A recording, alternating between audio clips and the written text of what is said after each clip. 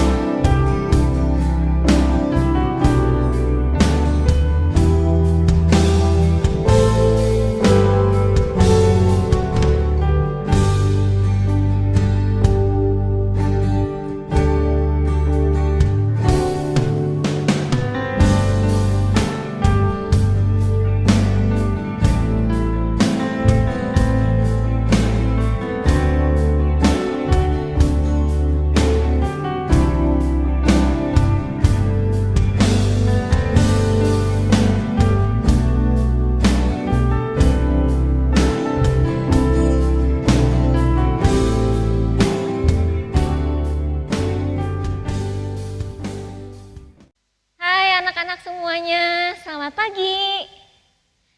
Nah, hari ini kita mau beribadah kepada Tuhan. Meskipun saat ini kita masih ibadah di rumah, kita harus berikan sikap yang hormat kepada Allah. Beribadah di kamar sambil tidur-tiduran boleh? Gak boleh, gak tidur kok, cuma senderan ke bantal, boleh enggak? Sambil makan, boleh enggak? Atau makan permen, boleh? Gak boleh, ya, karena sikap seperti itu bukan sikap hormat kepada Tuhan. Ini saatnya kita memberikan waktu kita untuk sungguh-sungguh beribadah kepada Allah. Sebelum kita mulai ibadah, Tante undang semuanya untuk bangkit berdiri. Yuk bangkit berdiri ya semuanya ya. Kita mau bersaat teduh terlebih dahulu. Mari kita bersaat teduh.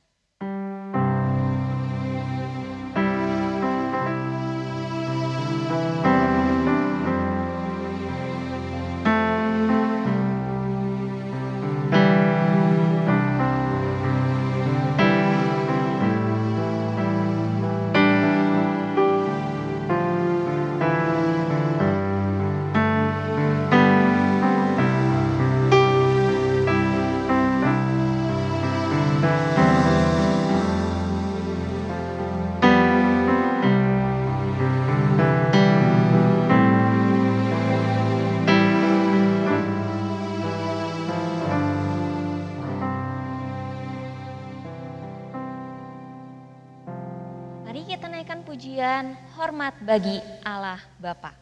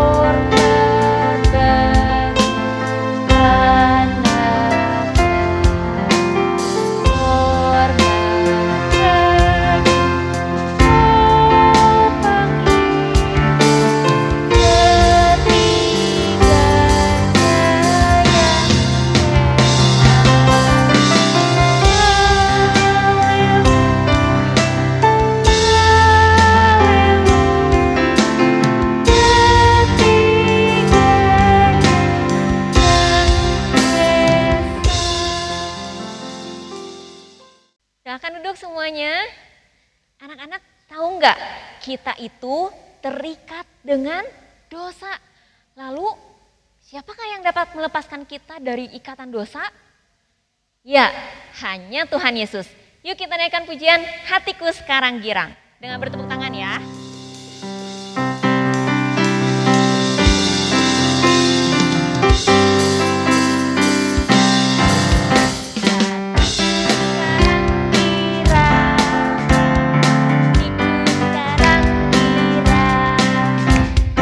Lepaskan saya dari dosa, sekarang ku bergirang. Hatiku sekarang, hatiku sekarang girang, hatiku sekarang girang. Ya lepaskan saya dari dosa, sekarang ku bergirang. Sekali lagi, hatiku sekarang girang. Sekarang girang, ya lepaskan saya dari dosa, sekarang ku bergirang. Memang Tuhan Yesus sudah melepaskan kita dari dosa. Tapi dosa itu akan terus ada dan menggodai kita. Maka dari itu kita harus terus mengingat cinta kasih Tuhan Yesus Kristus supaya kita tidak lagi melakukan dosa. Yuk kita naikkan pujian, bila ku ingat cinta Tuhanku, ku tidak mau mundur lagi.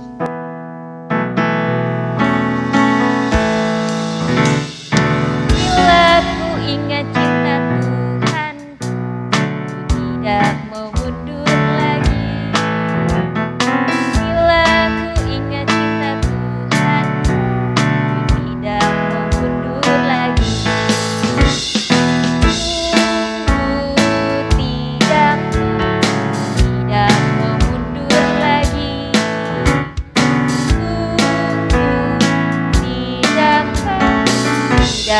mundur lagi. Bila ku ingat cinta Tuhan, tidak mau mundur lagi. Bila ku ingat cinta Tuhan, tidak mau mundur lagi. Tidak mau mundur lagi. Tidak mau mundur lagi. Sekali lagi. Bila ku ingat cinta Tuhan, tidak mau mundur lagi.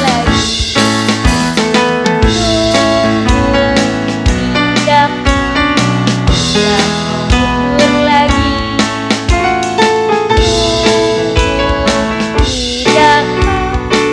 tidak mundur lagi. Ya, kita tidak boleh mundur dan menjauh dari Tuhan. Sebaliknya, kita harus maju ke depan untuk menjadi terang yang memancarkan kasih Tuhan.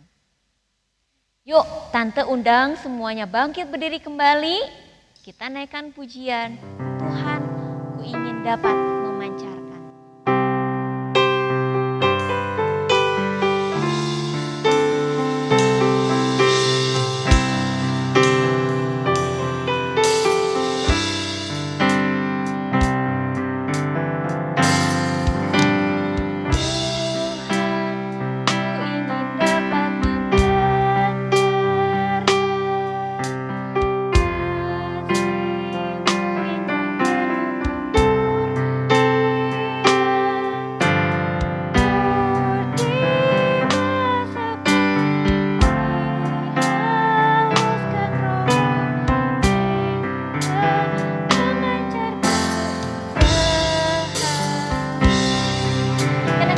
Dari awal. Tuhan, ku ingin dapat memancarkan kasih-Mu indah menunggumu.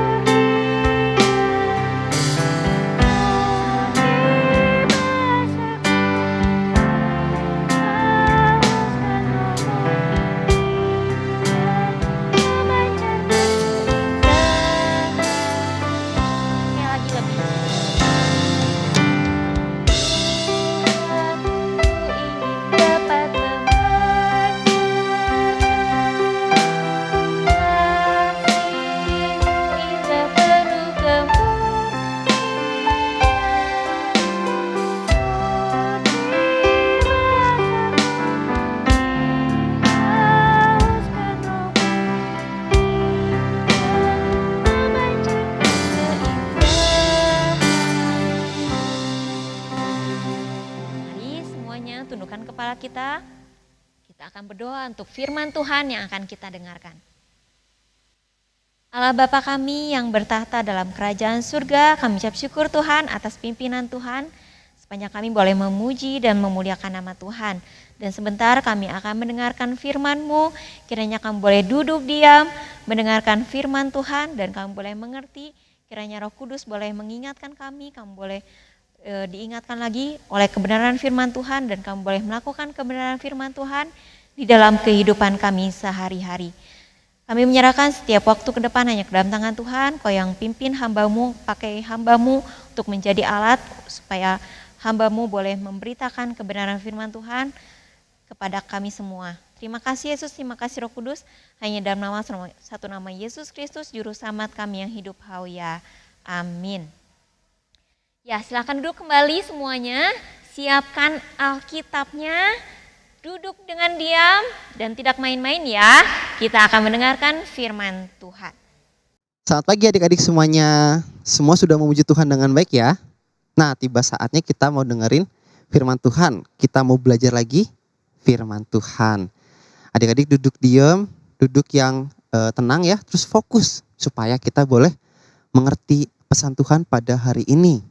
Nah, kita minggu lalu sudah belajar tentang siapa? Tentang Yakub yang kembali ke Kanaan dan berbaikan kepada kakaknya ya. Jadi Yakub kembali ke Kanaan dan berbaikan dengan kakaknya Esau. Jadi Allah memberikan keyakinan kepada Yakub dan Yakub sudah belajar untuk mempercayai dan taat kepada Allah. Yakub juga pernah bekerja selama 7 tahun untuk menikahi anak bungsunya Bapak Laban. Ada yang tahu namanya? Ya, betul, itu Rahel. Tetapi ketika Yakub sudah bekerja selama 7 tahun, ternyata Laban menipu Yakub dengan menikahkan Yakub dengan anak sulungnya, bukan anak bungsunya, yaitu Lea. Jadi untuk mendapatkan Rahel, ternyata Yakub harus bekerja lagi selama 7 tahun. Dan akhirnya ya Yakub mengerjakan itu supaya bisa menikahi anak bungsunya, yaitu Rahel. Nah, istri Yakub yang bernama Lea tadi itu mendapatkan banyak anak laki-laki.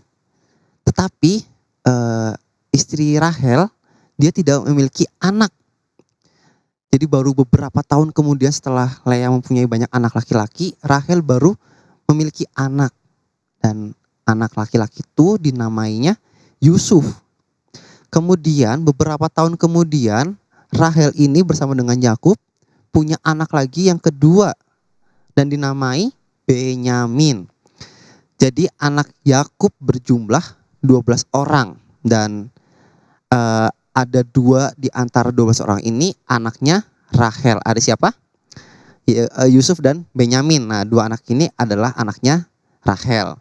Nah, yang 12 orang ini, yang 12 anaknya Yakub ini ada siapa saja? Ada yang tahu?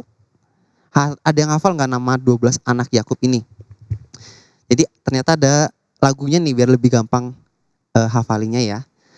Ada Ruben, Simeon, Lewi. Nah, Ruben, Simeon, Lewi. Itu udah 3. Yehuda dan Naftali. Yehuda dan sama Naftali. Dan itu nama anaknya juga ya. Kemudian ada lagi Gad, Asyer, Isakar, Sebulon. Ada Gad, Asyer, Isakar, Sebulon.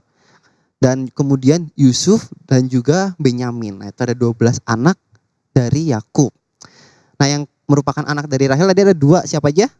Yusuf dan Benyamin. Betul.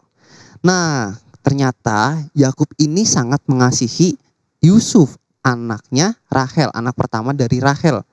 Jadi pada suatu hari Yakub memberikan jubah yang sangat indah, jubah yang maha indah kepada Yusuf.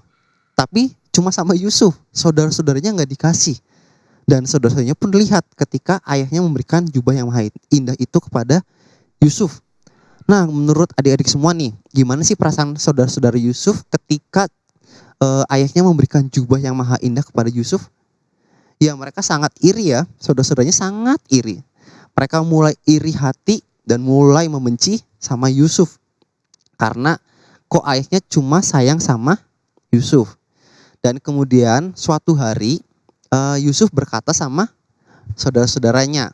Dia berkata seperti ini. Jadi Yusuf bercerita sama saudara-saudaranya bahwa tadi malam aku bermimpi.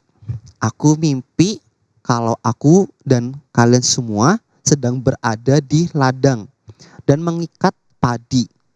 Kemudian ikatan-ikatan padi kalian memberi hormat kepada ikatan saya. Nah, jadi mimpi Yusuf itu bermimpi kalau mereka semua ada di dalam ladang sedang mengikat padi. Kemudian ikatan-ikatan padi itu sedang memberikan hormat kepada ikatan padi milik Yusuf. Nah, ketika mendengar cerita mimpi Yusuf ini, saudara-saudaranya justru makin marah. Saudara-saudaranya makin kesel ya sama Yusuf ya. Mereka bilang, apakah kamu ingin menjadi pemimpin atas kami? Ya, mereka marah karena mereka adalah Yusuf ini adalah adik yang paling kecil gitu ya. Adik yang paling kecil, anak yang ke-11. Jadi kok mereka adik Yusuf ini bisa bilang seperti itu. Jadi sehingga saudaranya marah ya. Udah disayang sama ayahnya, kemudian berkata kalau dia mimpi yang lainnya pada menghormati Yusuf. Tapi ternyata adik-adik enggak cuma sekali mimpinya. Yusuf mimpinya ada 2 kali. Yang kedua, dia juga cerita sama saudaranya. Dia cerita lagi kalau mimpi yang kedua itu ada matahari, ada bulan, dan ada 11 bintang yang sedang memberi hormat kepada Yusuf. Wah, makin marah ya ketika dengar ceritanya mimpi yang kedua ini. Yang pertama aja udah bikin kesel. Yang pertama udah bikin marah, udah bikin mereka wah tidak karuan gitu kan. Ini ditambah lagi cerita mimpi yang kedua, ya makin marah gitu ya. Bikin tambah marah sama Yusuf. Nah, kemudian suatu hari ketika saudara-saudaranya ini sedang menjaga domba-dombanya, terus Yusuf disuruh sama ayahnya untuk coba kamu periksa dulu itu saudara-saudara kamu lagi jaga domba-domba. Mereka lagi cari rumput yang bagus untuk domba-dombanya. Nah, akhirnya Yusuf pergi karena disuruh sama ayahnya untuk memeriksa saudaranya itu. Ketika saudaranya melihat Yusuf dari jauh, itu anak kesayangan ayah. Itu adalah tukang mimpi yang suka mimpi karena sudah 2 kali mimpi ya. Jadi saudara-saudaranya sudah ngomongin waktu dari jauh. Dan ketika melihat Yusuf juga, saudara-saudaranya mulai memikirkan suatu rencana yang jahat untuk Yusuf. Ternyata nggak cuma ngomongin doang, ternyata mereka memikirkan suatu rencana yang jahat untuk Yusuf. Ada yang bilang seperti ini, ayo kita bunuh dia dan kita lemparkan tubuhnya ke dalam sumur yang kering. Lalu kita cerita sama ayah bahwa dia sudah dimakan sama binatang buas. Tapi ada juga saudara tertuanya, Ruben. Ruben berkata, jangan membunuhnya, buanglah dia ke dalam sumur aja. Karena Ruben diam-diam pengen menyelamatkan Yusuf, ingin melepaskan Yusuf dan membawa pulang ke rumah ayahnya. Tetapi ketika Yusuf sampai ke tempat saudaranya itu, mereka langsung mengambil jubah yang indah itu dan melemparkan Yusuf ke dalam sumur. Jadi akhirnya Yusuf dilemparkan ke dalam sumur ya, nggak jadi dibunuh, cuma dilemparkan langsung ke dalam sumur. Tetapi kemudian saudara-saudaranya itu melihat ada orang-orang yang sedang dalam perjalanan untuk ke Mesir. Kemudian kakaknya berkata, udah ayo kita jual aja Yusuf, kita jual dia sebagai budak. Kita jual aja sama orang-orang itu yang mau ke Mesir, supaya dia jadi budak aja. Dengan demikian kita bisa menyingkirkan Yusuf tanpa harus membunuh. Jadi mereka ada yang bilang seperti itu ya. Akhirnya ya udah beberapa menit kemudian Yusuf pun diangkat kembali dari sumur dan dijual kepada orang-orang yang pergi mau ke Mesir. Akhirnya Yusuf pergi ke Mesir, dijual menjadi budak di Mesir. Dan saudara-saudaranya tadi ya, jubah yang sudah diambil itu dilumuri dengan darah kambing supaya nanti ketika ditanya sama ayahnya atau ditanyain sama ayahnya, mereka bisa menjawab kalau anak kamu, anak ayah Yusuf, anak Yusuf ini mereka diterkam sama binatang buas. Ketika Yakub mendengar ini atau ayahnya mendengar cerita ini, ketika mendengar bahwa anaknya diterkam oleh binatang buas, Yakub menangis dan merasa sedih sampai lama sekali. Kenapa? Karena Yusuf adalah anak yang disayangi sama Yakub. Jadi anak yang sangat disayang sama Yakub. Ketika Yakub mendengar berita ini ya pasti sangat sedih. Pasti sangat sedih hati. Udah tidak berdaya lagi gitu kan. Anak yang satu-satunya yang disayang ternyata pergi meninggalkan ayahnya. Tapi ternyata Yusuf itu tidak mati atau diterkam sama binatang buas ya adik-adik. Yusuf tadi dijual sama orang-orang yang mau jalan ke Mesir. Dan ternyata Yusuf dijual sebagai budaknya Potifar. Jadi Yusuf dijual di Mesir sebagai budak Potifar. Potifar ini adalah pengawal Fir'aun, Raja Mesir. Jadi Potifar itu adalah pengawalnya Raja Mesir. Nah mungkin Yusuf ketika dijual, mungkin Yusuf bisa berkata, sungguh kasihan diriku ini.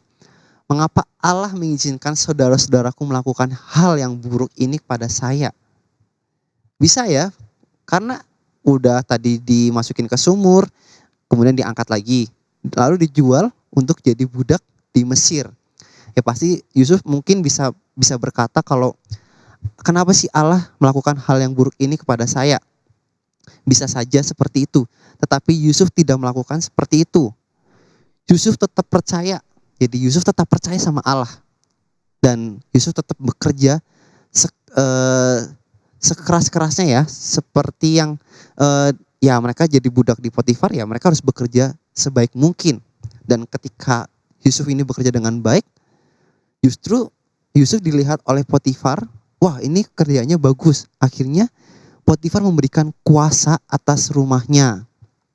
Dan jadinya walaupun Yusuf pertama jatuh, dimusuhin sama saudara-saudaranya, dijual sama saudara-saudaranya, tapi dia tetap percaya sama Allah dan dia tetap melakukan yang terbaik, dia tetap bekerja keras sehingga dia diberikan kuasa atas rumahnya Potifar ini. Nah, tetapi ternyata ketika Yusuf diberikan kuasa atas rumah Potifar ini, istri Potifar ini menceritakan suatu kebohongan tentang Yusuf atau memfitnah Yusuf sehingga Yusuf dimasukkan ke dalam penjara. Jadi berada di dalam penjara itu nggak seneng ya, karena terkurung, nggak bisa ngapa-ngapain.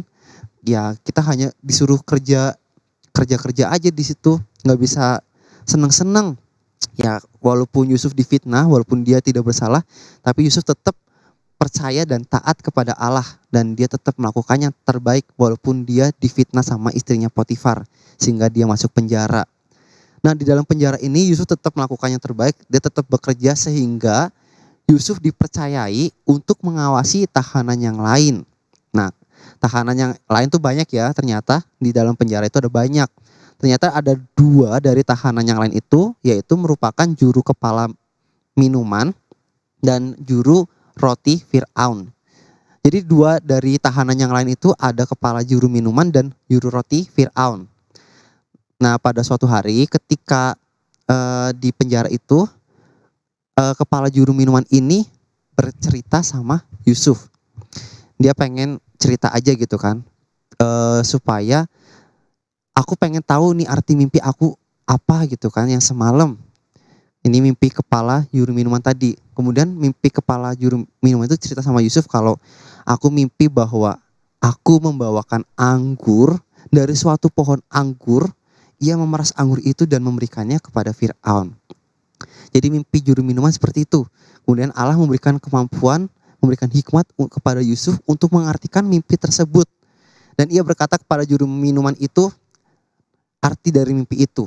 Jadi Yusuf berkata, dalam 3 hari lagi kamu akan dipanggil kembali untuk melayani Fir'aun di dalam istananya.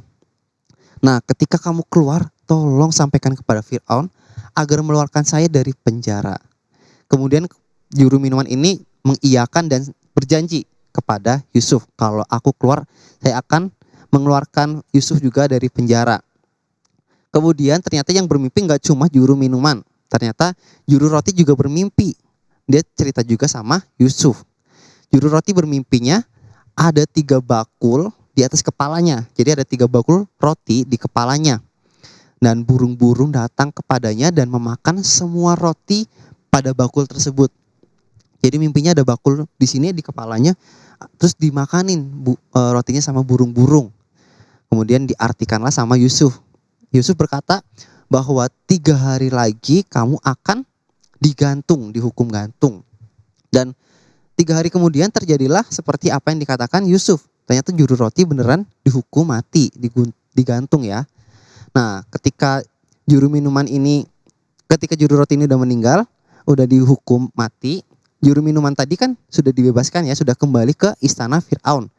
Dan ketika juru minuman ini sudah kembali ke istana Firaun dan melayani Firaun, ternyata dia lupa sama janji yang sudah pernah dibuat sama Yusuf.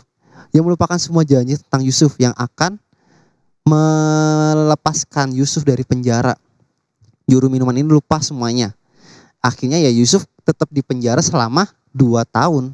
Walaupun juru minuman udah lepas, tapi dia lupa ada Yusuf yang dulu pernah berjanji. Akhirnya Yusuf tetap di penjara selama 2 tahun. Nah, selama 2 tahun ini ternyata setelah 2 tahun ini Firaun gantian yang bermimpi. Dia mulai gelisah sama mimpinya karena mimpi Firaun itu mungkin bikin bingung ya sama Firaunnya. Firaun sudah tanya sama orang-orang yang bijaksana di Mesir, ternyata tidak ada yang bisa mengartikan mimpi tersebut. Kemudian akhirnya juru minuman itu baru ingat, wah ada Yusuf. Baru ingat kalau Yusuf dulu pernah mengartikan mimpinya juru minuman tersebut. Jadi mimpinya Firaun ini, nih ya, mimpinya Firaun itu dia atas lagi Ses. Atas enggak. Nah, dia bermimpi bahwa dia berdiri di tepi sungai Nil dan tampaklah 7 ekor lembu yang sangat gemuk keluar dari sungai itu. Kemudian lembu itu makan di rumput di tepi sungai itu. Nah, ketika lembu yang gemuk ini sedang makan rumput di tepi sungai, muncul 7 ekor lembu yang sangat kurus. Tetapi lembu ini memakan lembu yang gemuk. Nah, terus mimpi yang kedua, Firaun ternyata mimpinya juga 2 kali. Nah, mimpi yang kedua itu, Firaun melihat ada 7 bulir gandum yang kurus makan 7 bulir gandum yang gemuk. Tadi Firaun sudah gelisah gitu kan, sudah memanggil semua orang bijaksana di Mesir untuk menjelaskan arti mimpinya. Tetapi tidak ada yang bisa mengartikan mimpi tersebut. Kemudian tadi ya, kepala juru minuman baru ingat ada Yusuf yang pernah mengartikan mimpi Firaun. Jadi Yusuf dipanggil sama Firaun suruh mengartikan apa arti mimpi Firaun tersebut. Kemudian Yusuf berkata, Allah menceritakan apa yang akan Tuhan lakukan. Tadi 7 ekor lembu yang sehat itu dan 7 bulir gandum yang bagus, yang sehat, itu artinya 7 tahun berikutnya Allah akan memberikan hasil panen yang baik, hasil panen yang melimpah, lebih dari cukup untuk setiap rakyatmu. Nah, 7 ekor lembu yang kurus tadi dan 7 bulir gandum yang kurus, yang gak bagus itu berarti bahwa setelah itu 7 tahun berikutnya hasil tanamanmu mengering, tidak ada yang bertumbuh, sehingga rakyatmu tidak memiliki makanan yang cukup. Dan Allah memberikan kebijaksanaan juga kepada Yusuf. Allah memberikan saran, kemudian Allah juga memberikan kebijaksanaan pada Yusuf supaya memberikan saran kepada Firaun suatu rencana yang baik untuk menghadapi kelaparan. Nah, kemudian Yusuf berkata sama Firaun, pilihlah seorang yang bijaksana untuk mengumpulkan gandum selama 7 tahun pada musim panen yang baik ini. Sehingga Firaun ini bisa dapat jual semua makanan atau persediaan makanan yang sudah disimpan selama masa panen ini untuk di masa kelaparan selanjutnya, di 7 tahun selanjutnya. Jadi Yusuf memberitahukan kepada Firaun itu untuk menyimpan makanan supaya bisa dijual ketika masa kekeringan atau masa kelaparan tadi. Tetapi ketika dipikir-pikir, ketika Firaun berpikir-pikir dan pegawainya berpikir-pikir, ternyata tidak ada yang sebijak seperti Yusuf. Jadi akhirnya ya Firaun menunjuk Yusuf untuk menjadi pemimpin seluruh Mesir. Nah, dari cerita ini ya kita bisa lihat bahwa karya Allah dalam hidup Yusuf itu sangat ajaib. Walaupun mengalami masa yang sulit sebagai budak dan pernah ditahan ya dalam penjara. Nah, itu adalah bagian dari rencana Allah. Tetapi Allah tidak berhenti di situ.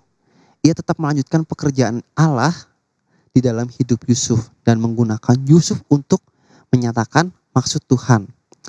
Tadi Yusuf dijual sebagai budak, difitnah, kemudian dipenjara dan dilupakan sama temannya ya, sama juru minuman tadi. Tapi Yusuf tidak pernah berkeluh kesah atau dia tidak pernah mengeluh. Dia tetap percaya dan menunjukkan imannya kepada Tuhan dalam setiap keadaan. Yusuf sadar bahwa ia hidup di hadirat Allah. Sehingga ia terus mempercayai Allah, bekerja dengan tekun, dan tetap berkomitmen pada prinsip moral yang baik. Jadi Allah juga memegang hidup kendali atas hidup kita ya. Enggak cuma Yusuf, tapi Allah juga memegang hidup kita, memegang kendali atas hidup kita. Allah menggunakan saat-saat yang menyenangkan atau saat-saat sedih untuk maksud Allah di dalam hidup kita. Nah, seperti yang telah dilakukan sama Yusuf tadi ya, hidup Yusuf tadi, cerita Yusuf tadi. Kita bisa berterima kasih kepada Allah karena penjagaannya kepada kita, sehingga kita tetap percaya dan taat kepada Allah seperti yang dilakukan Yusuf. Jangan takut kita kalah sama orang lain, atau jangan takut kita dimusuhi sama orang lain. Tapi kita percaya bahwa Allah ada dalam hidup kita, sehingga kita boleh mendapatkan penjagaan Allah dan kita boleh hidup di jalannya Tuhan ya. Nah, kita mau ayat hafalan pada hari ini ada di dalam Roma 8 ayat 28. Alkitabnya boleh dibuka, Roma 8 ayat 28. Roma 8 ayat 28 ya. Dibuka dulu Alkitabnya, nanti kita baca bersama-sama. Roma 8 ayat 28, yuk. 1, udah ketemu semua kan? Udah ya.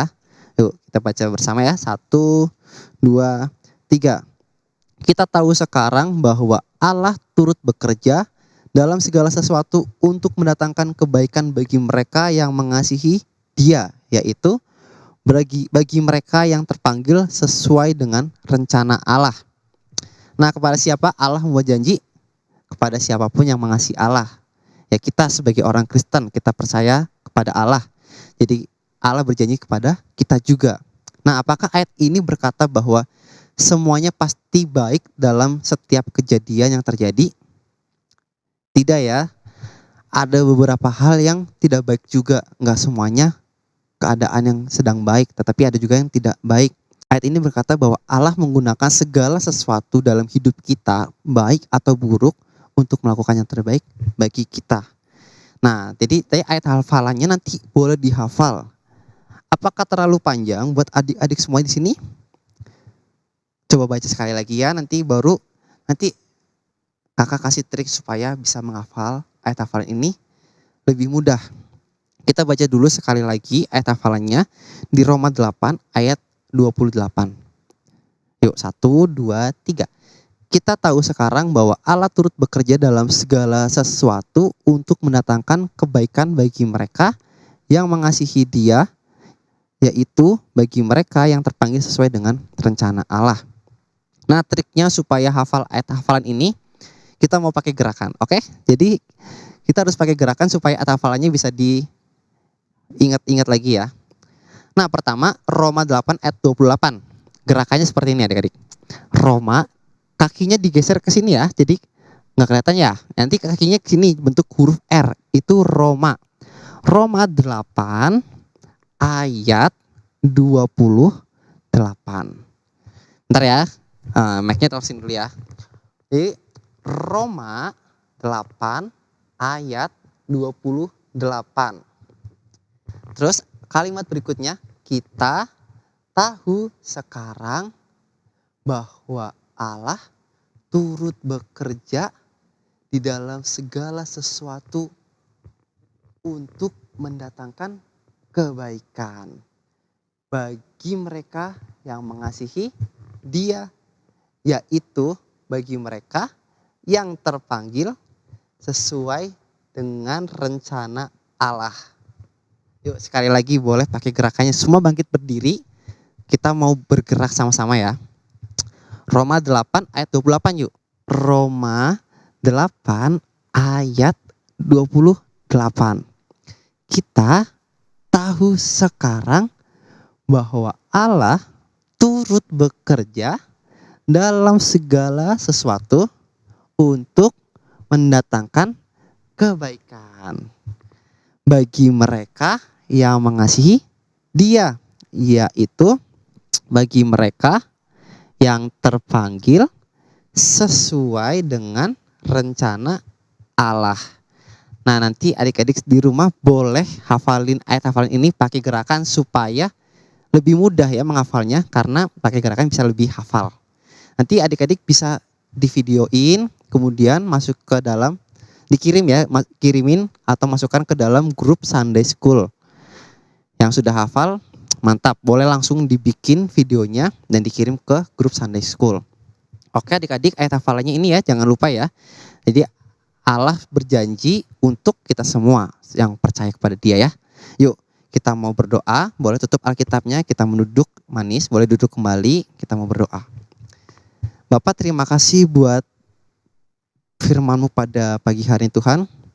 Biarlah kami boleh percaya dan boleh taat dan boleh melakukan setiap kehendak-Mu Tuhan. Biarlah kami boleh mengerti apa yang menjadi karya-Mu di dalam hidup kami masing-masing Tuhan. Terima kasih Tuhan Yesus, terima kasih Tuhan memberkati setiap kami anak-anak-Mu yang masih sekolah ini supaya Tuhan boleh memberikan kecerdasan, kepintaran bagi setiap kami juga Tuhan. Terima kasih Tuhan Yesus, terima kasih. Kami menyerahkan waktu selanjutnya ke dalam tangan-Mu. Hanya di dalam nama Tuhan Yesus Kristus kami berdoa dan mengucap syukur. Haleluya. Amin. Sampai minggu depan. God bless. Allah tidak hanya merencanakan hidup Yusuf, Allah juga merencanakan hidup kita juga. Kita tahu dari mana? Tuhan kasih tahu melalui Alkitab. Makanya kita harus baca Alkitabnya setiap hari supaya kita tahu apakah kita melakukan sesuai dengan rencana Tuhan atau tidak. Yuk kita baca Alkitabnya setiap hari. Paling banyak hanya 10 sampai 15 ayat, gak banyak ya. Tapi kita coba untuk teratur membacanya ya. Ini daftar bacaan Alkitabnya. Baca kitab suci, doa tiap hari, doa tiap hari, doa tiap hari. Baca kitab suci, doa tiap hari kalau mau tumbuh.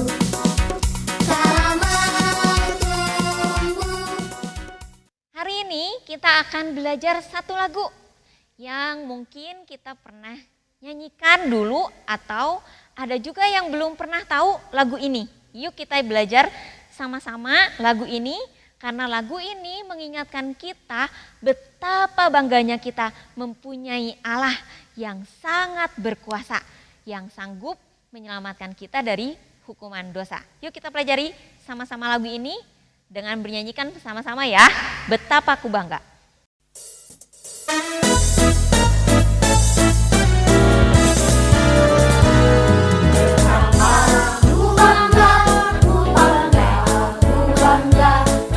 Yesus juru selamatku. Orang menyaksikan dan mendengar sabdanya tertulis di dalam Alkitab. Betapa ku bangga, ku bangga, ku bangga akan Allah yang Maha Kuasa. Taati perintahnya dan melihat kuasanya tertulis di dalam Alkitab.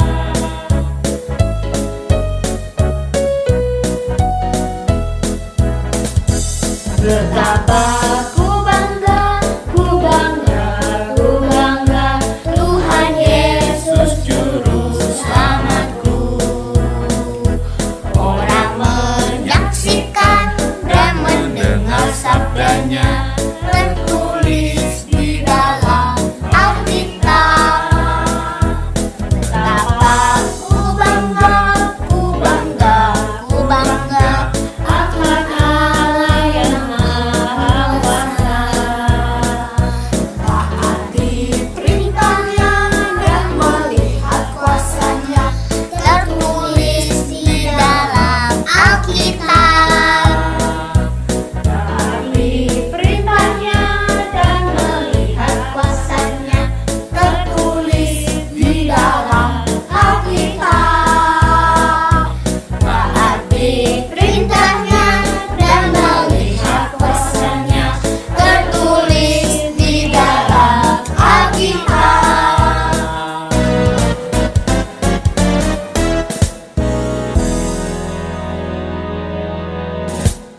anak-anak yang rindu untuk memberikan persembahan, persembahannya boleh dititipkan kepada orang tua yang datang ke gereja.